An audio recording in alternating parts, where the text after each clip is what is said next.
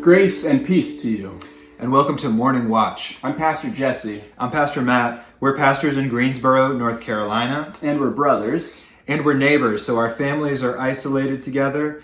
And we've been walking through the Passion story together during this Holy Week. We're glad you're back with us for this morning devotion time, and we're ready to enter Good Friday together. Yeah, things are going to be a little different today than our normal sort of rhythm, in part because we wanted this to feel a little more like Good Friday, and we're going to use music from someone else. Matt and I thought about some songs we might sing, but then the youth and music director at my church sent me some things for a different worship for our congregation, and I thought it was so beautiful, I just wanted to share it here and thought nothing we could do would be better than this Good Friday witness. And so our song today will be by Myrtle Norman, who is the youth and music director at Lutheran Church of Our Father. And when the song ends, our worship will just kind of end with no ending.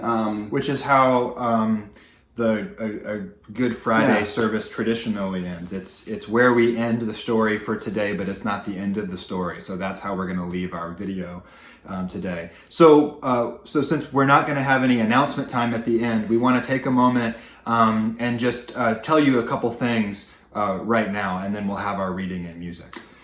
Yeah, there's one other way you can plug in with us this week, one more opportunity tomorrow, because we are in right now what is called the Triduum, which means the 3 days, and it's an ancient and traditional church time of vigil, where traditionally people will hold vigil throughout this full 50 plus hours of these 3 days, from Maundy Thursday through up to Easter. And so often people will sign up for slots to maybe go pray in the sanctuary, so that there's someone always in the sanctuary holding vigil, keeping watch, staying in prayer. Since we're not gathering like that this year, churches aren't really doing that, but there is an opportunity virtually to do that. There's something called the Triduum Project that has put together a live stream that'll constantly be running on YouTube throughout these 3 days, so that vigil can be kept in that way.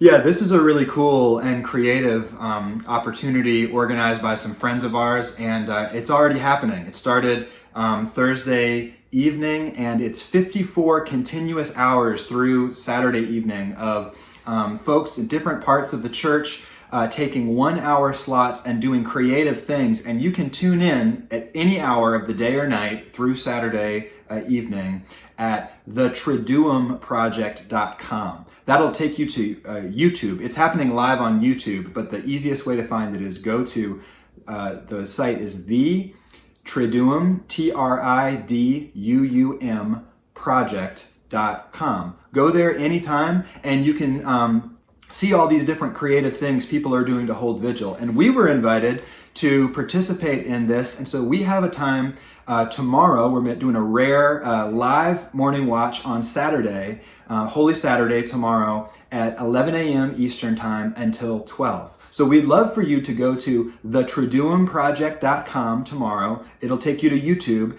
and be there at 11, and we'll do this live.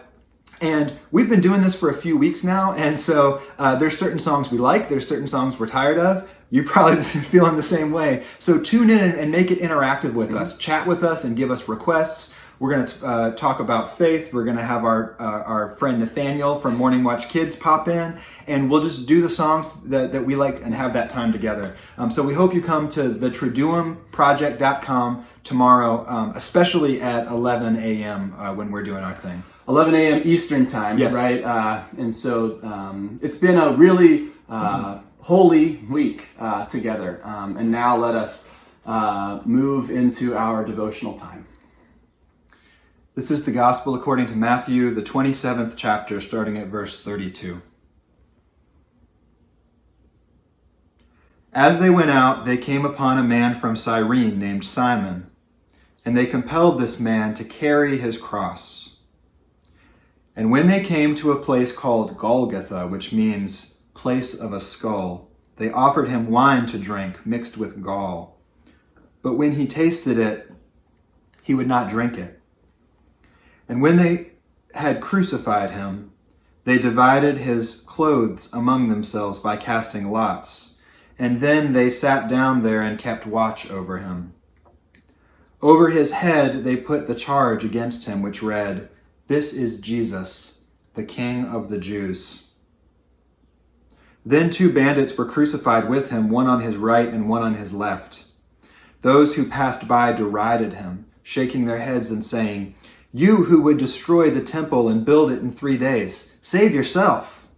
If you are the Son of God, come down from the cross." In the same way, the chief priests also, along with the scribes and elders, were mocking him, saying, "He saved others, he cannot save himself. If he is the King of Israel, let him come down from the cross now, and we will believe in him. He trusts in God, let God deliver him now, if he wants to. For he said, 'I am God's son.'" The bandits who were crucified with him also taunted him in the same way.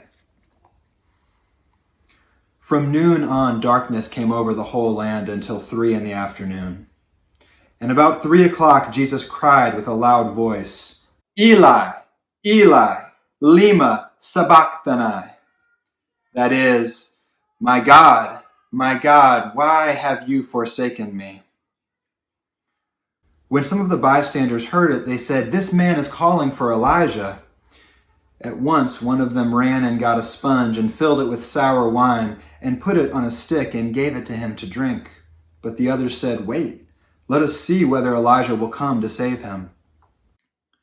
Then Jesus cried again with a loud voice and breathed his last. At that moment, the curtain of the temple was torn in two from top to bottom. The earth shook and the rocks were split. The tombs also were opened, and many bodies of the saints who had fallen asleep were raised. After his resurrection, they came out of the tombs and entered the holy city and appeared to many. Now when the centurion and those with him who were keeping watch over Jesus saw the earthquake and what took place, they were terrified. And they said, "Truly, this man was God's son." Many women were also there, looking on from a distance. They had followed Jesus from Galilee and had provided for him. Among them were Mary Magdalene and Mary, the mother of James and Joseph, and the mother of the sons of Zebedee. When it was evening, there came a rich man from Arimathea named Joseph, who was also a disciple of Jesus. He went to Pilate and asked for the body of Jesus, and then Pilate ordered it to be given to him.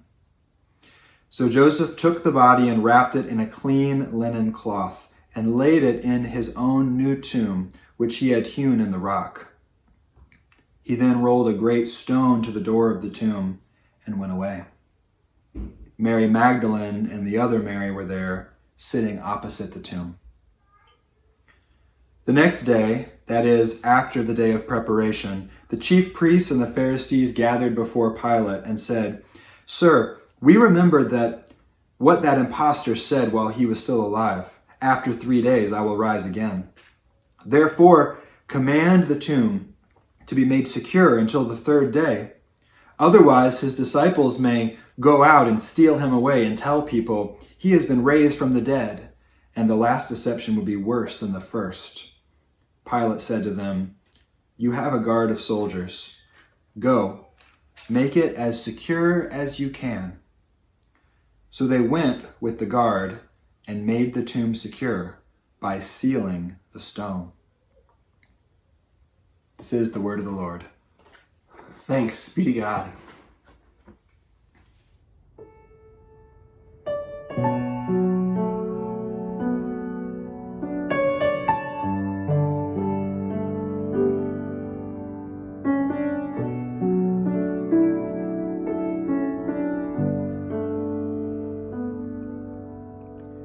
Were you there when they crucified